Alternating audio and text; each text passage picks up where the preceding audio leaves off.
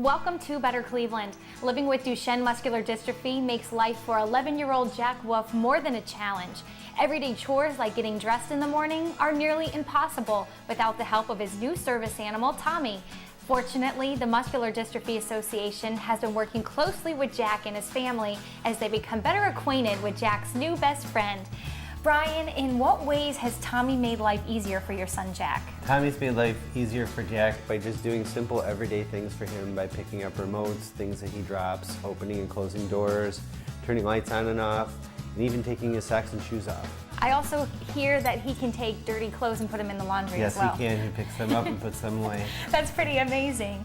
How has your family adjusted to having Tommy around? It's been a big adjustment because we've never had a pet before except for a goldfish.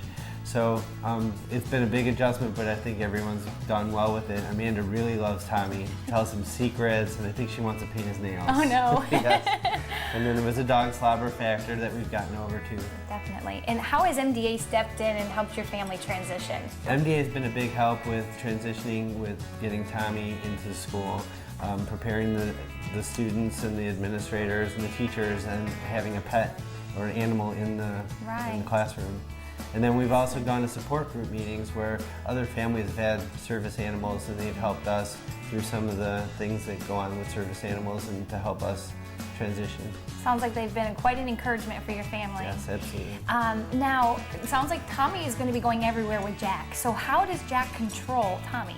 Jack controls Tommy by using voice commands and hand signals. So he can use either a combination or either one separately. So he can give him commands remotely and people not know. So it sounds like he's learning a lot of responsibility and how to be independent.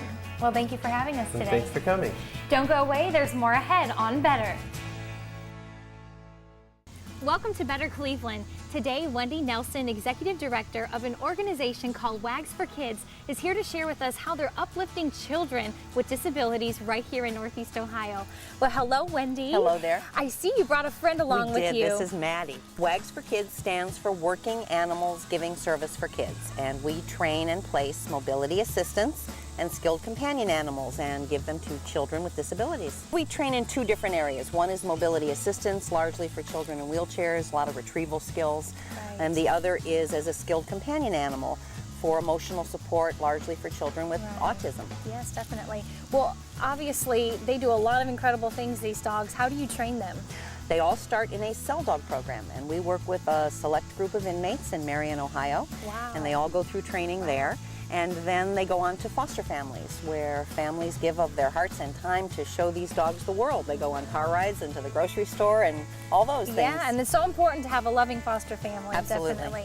And for people that are watching that are interested in getting a dog like Maddie, who's eligible to receive a dog? What do they need to do? How do they apply for one? Any child up to the age of 16 can apply.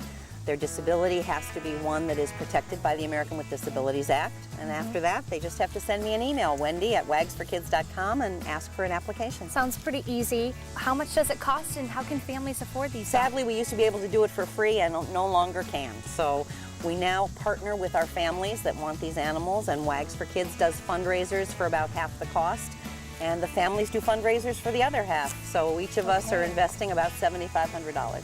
Well, we really appreciate all that you're doing for children. Thanks so much. You can learn more about WAGS for Kids on their website at wagsforkids.org.